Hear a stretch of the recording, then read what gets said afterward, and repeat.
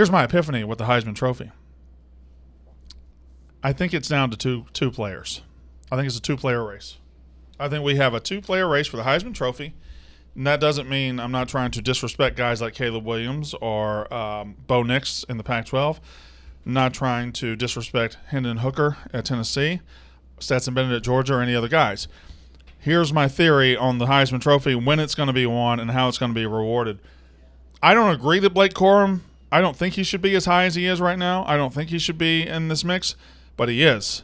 So if he is, I'm going to tell you the scenario of how the Heisman is going to be won.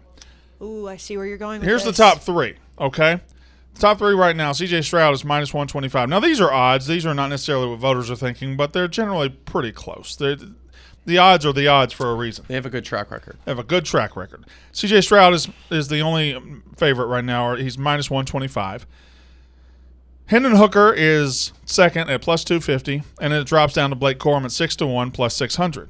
And then from there, it's Caleb Williams 9-1, Stetson Bennett 10-1, Bo Nix 12-1, Jaden Daniels 18-1, all the way down to Drake May at 25-1, Max Duggan at 40-1, Brock Bowers at 50-1. All right, Brock Bowers, really? That's okay. crazy. He's got better odds than Dorian Thompson-Robinson, who's 100-1. Anyway. Jackson Darts. The Pac-12 champion, whoever that is, if it's USC or if it's Oregon, their quarterback will stand a good chance to be in the mix because they will have survived and they will have picked up several big games down the road. However, let's take the big three. C.J. Stroud, Hendon Hooker, Blake Corum. Hendon Hooker has finished playing marquee games in the regular season. Correct. He does not have another one. He plays Missouri, South Carolina, and Vanderbilt. He's done with big games. He's not going to have a huge spot where if he puts 400 yards up against a good defense, everybody likes him and smiles and, oh, my God. He's played all his big games. Blake Corum and C.J. Stroud will play the biggest game of the year. C.J. Stroud will be the quarterback for Ohio State. Blake Corum will be the running back for Michigan. And if Michigan wins, the way they win is by running all over Ohio State.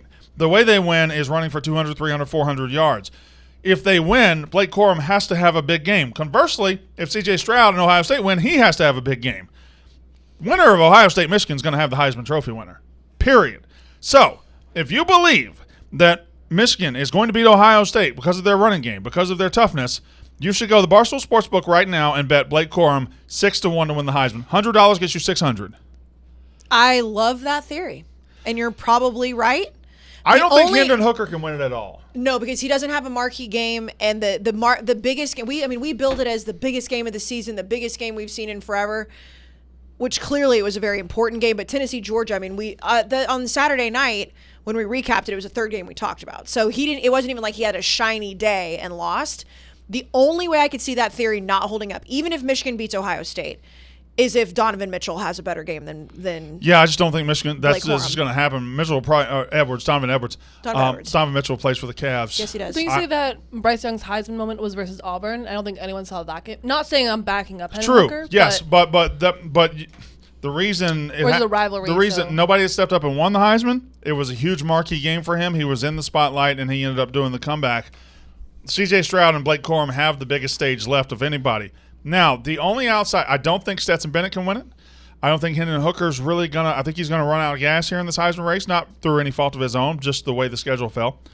The outside shots here are your survivor in the Pac-12. If Caleb Williams goes big against UCLA, then goes big against Notre Dame, then goes big against Oregon, he will put himself in remarkable position. So if I'm giving you – I'm giving you futures bets right now. I'm telling you, Caleb Williams at 9-1 is good. If he gets through that, he's going to elevate himself – very quickly at the end. Bo Nix. Bo Nix is the exact same way. Bo Nix has they have a sneaky, really tough schedule coming up.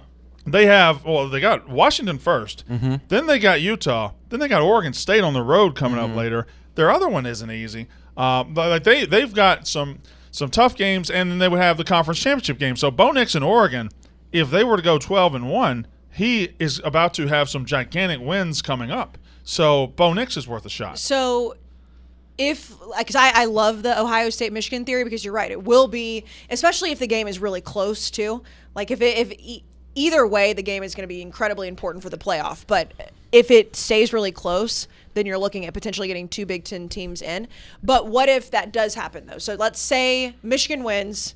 Donovan Edwards has the big day. And Blake Corum would have to have a very pedestrian day in order for him to still not be up there, because we've seen Donovan Edwards all season have, I guess sometimes more. My theory is based on Michigan winning with their running game and Blake Corum being the reason for that to happen. So if that falls apart, then the theory falls apart as well. Well, I'm just curious, like what you would then do with it's that. then it's a free for all.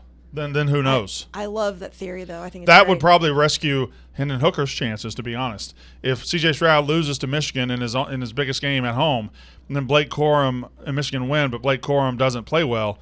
And Donovan Edwards, let's say he has a big game. Yeah, and if he has a big game, and then Hendon Hooker's sitting there with the numbers, and that rescues Hendon Hooker's chances and delivers him. That's why I was asking, because we have seen, and Blake Corum, I think, deserves to be where he is right now. But you've pointed it out on multiple reaction shows that when you look at the running game for Michigan, it's important for both of those guys to get going. And most of the time, Blake Corum has had better numbers, but Donovan Edwards is there a lot. I'm just not keen on giving the Heisman to a running back in a quarterback-driven world. You have so many quarterbacks up there, and then we're going to give it to a running back who, when he comes off the field, his team's yards per carry go up. So that just it doesn't really float well with me. And Michigan fans don't like it because they're Michigan fans, and I'm saying an anti-Michigan player take. But I'm saying reality is Blake Corum will win it if he goes and runs for 200 in the horseshoe and they beat Ohio State. That's just fact.